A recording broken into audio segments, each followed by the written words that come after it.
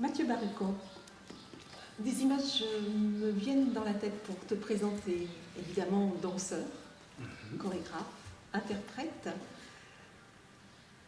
metteur en scène, chanteur, plein d'autres choses encore. Mais au niveau artistique, voilà un petit peu la trame. Et puis d'autres images qui me reviennent, liées à la danse, évidemment. Opéra de Lyon, un opéra de Tchaïkovski. C'était La Dame de Pique. La Dame de Pique, où tu es en marquis et tu mets en scène une partie de la chorégraphie. Oui, c'est ça. Et donc tu es des fois sur le plateau et des fois derrière les coulisses. Et pendant que tu es derrière les coulisses, tu m'emmènes visiter l'Opéra de Lyon la nuit, avec la vue sur toute la ville éclairée, c'est magnifique. Alors Muguette Berman, une femme de combat, une journaliste, une personne qui peut aller de l'avant, qui va vers les autres, qui entend et qui écoute respirer les gens, qui écoute respirer le monde, qui est soucieuse de mener à bien tous les combats qui lui tiennent à cœur. Voilà, je dirais que c'est ça. Comment vos chemins se sont-ils croisés ? Nos chemins se sont croisés en l'an 2000, Oui. ça devait être au printemps, quelque chose comme ça. Oui. Encore une image, puisque notre livre n'est fait que d'images. La Fontaine des éléphants à Chambéry, on se rencontre pour une interview. J'étais alors journaliste écrit d'un quotidien et je fais le premier article de ton premier spectacle en toute simplicité. Ouais, c'est le titre du spectacle et c'est aussi peut-être la formule qui résume notre rencontre, quoi. En toute simplicité, c'était un coup de cœur réciproque entre un artiste et une journaliste avec encore une fois ce souci d'aller vers les autres, quoi. Comment est née l'idée de ce livre à quatre mains ? Alors là, c'était lors d'une émission de radio où Muguette était donc journaliste à la radio. J'étais invité pour présenter le spectacle qui avait lieu dans les jours suivants. Et elle me pose une question tout à fait originale au moment de l'interview qui était enregistrée. Elle me demande si on peut regarder mes spectacles comme un paysage. Et j'ai trouvé que cette question était percutante, pertinente. Ça changeait un petit peu des éternelles questions, combien de danseurs, quel titre et tout ça. Et du coup, quand on a coupé l'émission, l'enregistrement de l'émission, je lui dis « Mais Muguette, c'est ce que je veux faire avec toi, je veux écrire un livre, je veux qu'on creuse tout ça. » Et croyez-moi, elle a bien creusé. Alors, il faut dire qu'entre-temps de la première interview et celle-ci, il s'est passé beaucoup d'interviews et à chaque fois tu voulais que je couvre le spectacle. Et donc il y a une amitié qui est née entre nous. Oui, bien sûr, une amitié, une complicité et on espère que tout ça se retrouve dans le livre, quoi, cette complicité-là. Alors comment vous avez travaillé chez l'un, chez l'autre ? Quels sont les souvenirs forts de cette collaboration ? Les deux, des souvenirs forts, il y en a plein. Ouais. Il y en a beaucoup. On a commencé... La toute première fois, c'était chez toi il y a 4 ans. Il y a 4 ans. Donc, et on a travaillé pendant ces 4 ans à se voir régulièrement. Donc on travaillait des matinées, des journées. On est partis en week-end ensemble. Où on travaillait du matin jusqu'à minuit le soir pour avancer sur le livre. On a vraiment été au plus profond. À chaque fois, je questionnais Mathieu, mais qu'est-ce que tu veux dire derrière tout ça ? Mais Mathieu, va plus loin. Qu'est-ce que ça veut dire, ça ?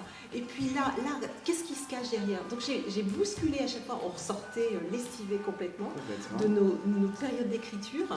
Et c'est vraiment un livre à 4 mains, à 2 cerveaux, puisqu'on a beaucoup réfléchi, on a beaucoup écrit. Dans le livre, il n'y a pas tout ce qu'on a écrit, mais une grande partie. Et un grand travail de réflexion. Et du coup, peut-être aucune réponse vraiment directe, quoi. On laisse en suspens certaines interrogations pour surtout pas établir des vérités dans une sorte de toute-puissance d'écriture, quoi.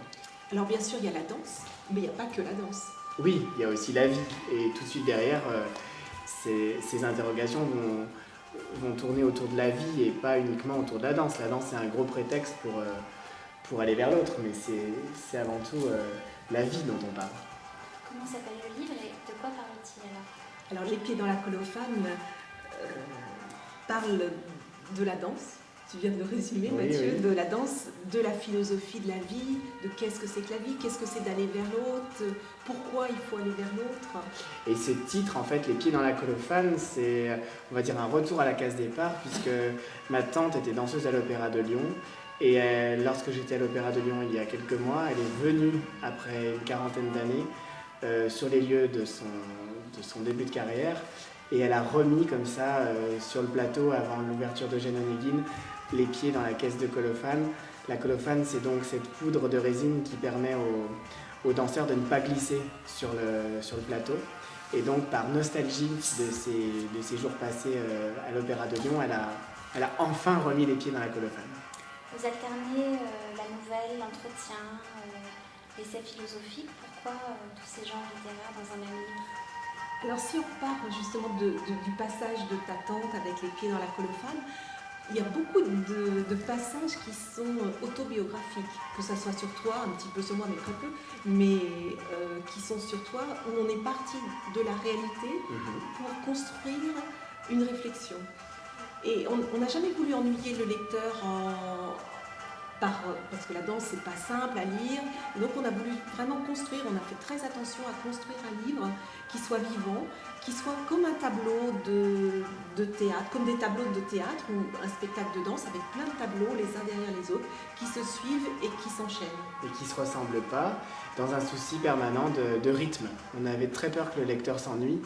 On avait très peur de pas vraiment le titiller. Donc on a essayé d'aller dans le rythme tout le temps, d'aller dans la poésie, dans l'émotion, puis après dans l'humour, et puis alterner tout ça avec une sorte de mixage, un dosage intéressant entre les styles d'écriture. Aujourd'hui, les souscriptions sont lancées pour que le livre voit le jour à l'automne. Alors comment peut-on précommander et le recevoir dédicacé? Alors pour les précommandes, donc, on peut le faire par voie postale aux éditions Chrysopée, au 34 avenue des Bernardines à Chambéry. Le numéro de téléphone est le 04 79 69 55 70. Et il y a aussi un site internet. Site internet www.édition au pluriel-chrysopée.fr et aussi sur le site de la compagnie Corifée. Voilà, www.corifée.fr.